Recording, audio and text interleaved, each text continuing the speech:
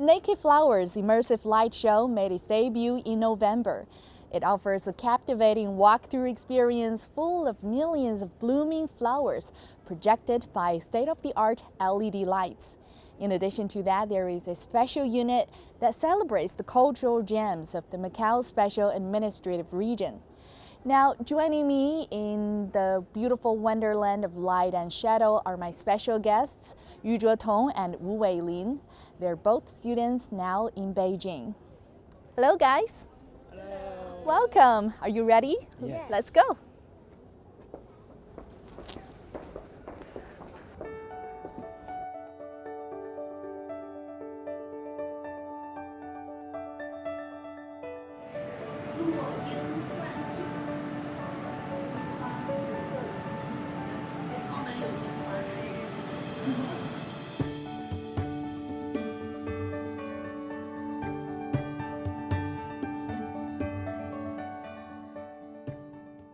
Guys, thank you so much for joining our program. And now we have finished touring the Immersive Light Show. What is your general feeling or impression about it?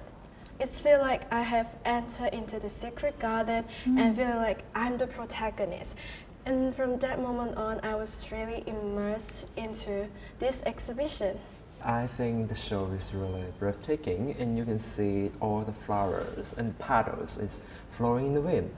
And it just reminds me of Macao spring. The last scenery is a sightseeing of the Macao Peninsula, and therefore, because my home lived there before too, and so it makes me think of my childhood, and it's kind of touching.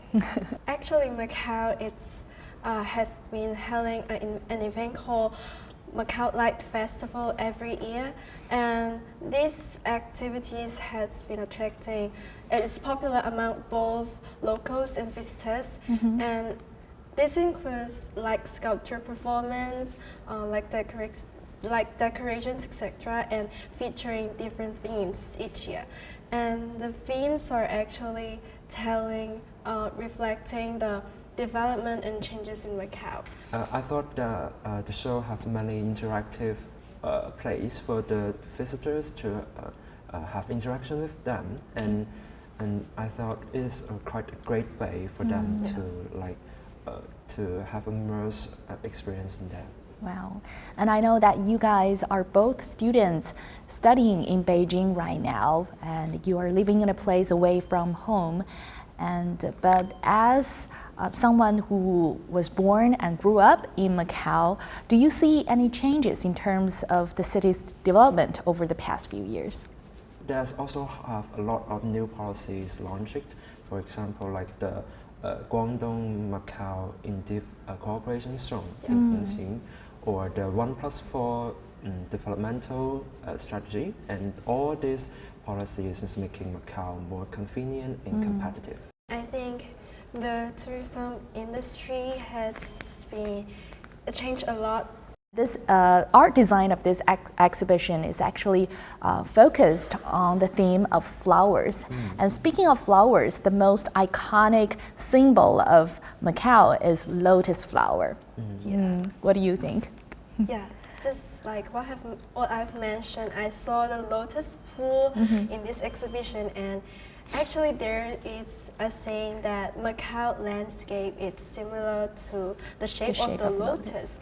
And lotus actually symbolize peace and harmonies, and so maybe Macau is being blessed by it, and so it has avoided wars all this year round, and the citizens is living in a peace.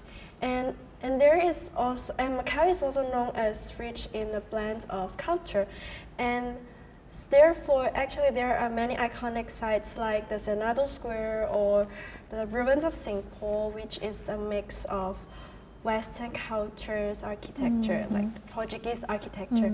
So it's a kind of symbolize Macau's, Weilin, what do you think is the most iconic symbol for Macau? As you just asked these questions, and remember the fusions, the Western and Eastern culture fusions in Macau, and just pops up in my mind, and you could tell there's many places represent such a symbol. And for example, like the Lancha Temple is behind the ruins of St. Paul, and also the Portuguese cobblestone road in front of the Ama Temple, and all this symbol is just representing Macau's special point. That's a great point. And speaking of the tourism development in Macau, I know a lot of people went there for shopping. Yeah. And one of the things that people all like is the little beautifully designed products that represents Macau. Let's go and check that out.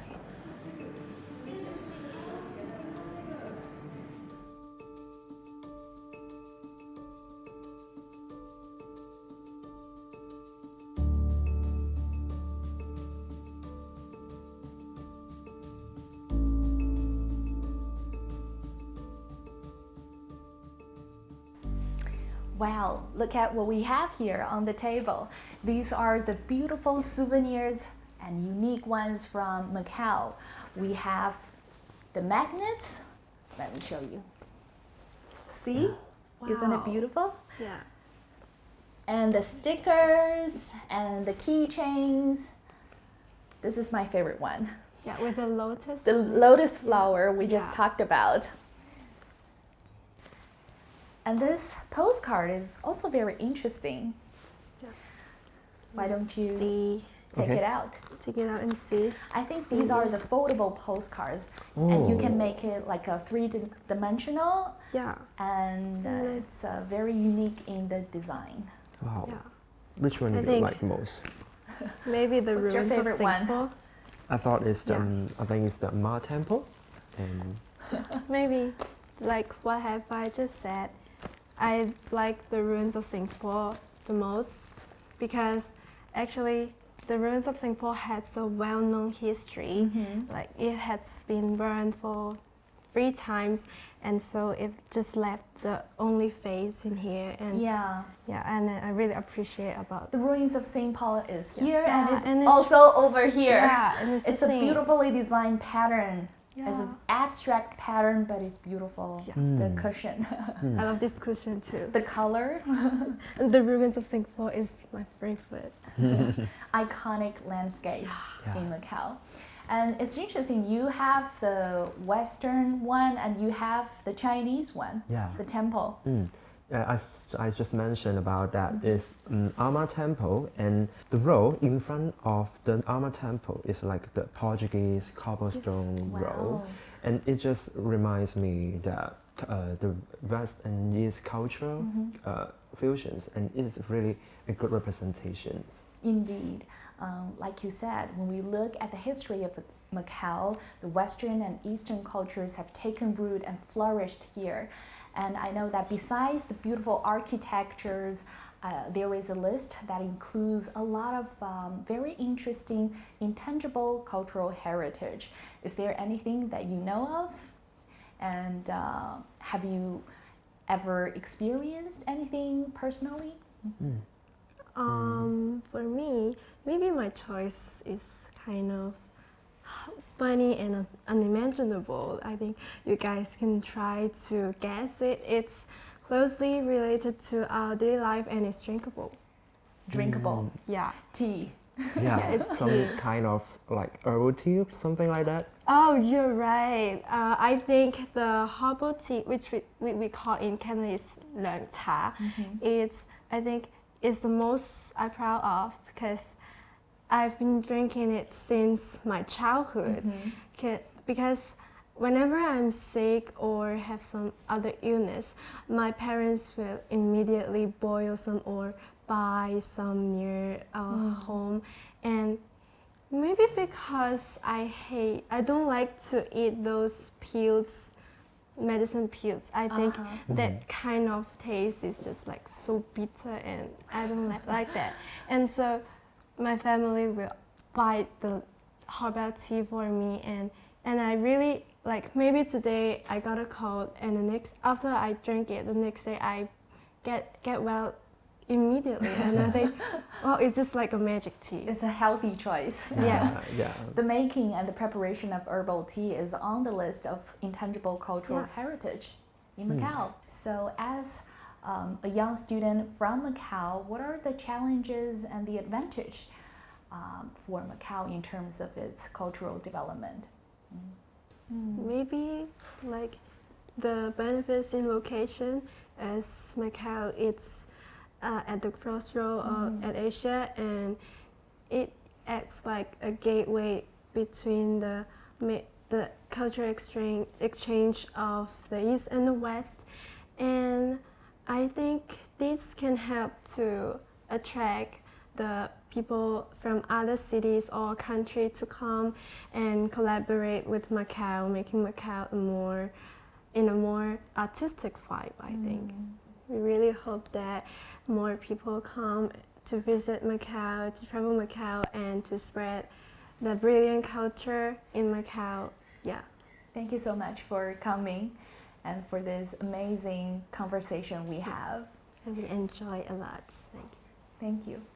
As the American poet Amy Lowell once captured in her verse, "In the dusk, when the lanterns bloom like flowers and incense smoke curls like a white veil," Macau reveals itself as a city of mystery, beauty, and fusion, just like the immersive experience we just witnessed here today. It's truly a dreamland where digital art, fragrance, and light come together in perfect harmony, much like the East-West blend that defines Macau itself. I encourage you to come and take a piece of this dreamlike journey with you. But now it's time for me to head back to the tea house, where I can take a sip of tea and soothe my body after a long day's journey.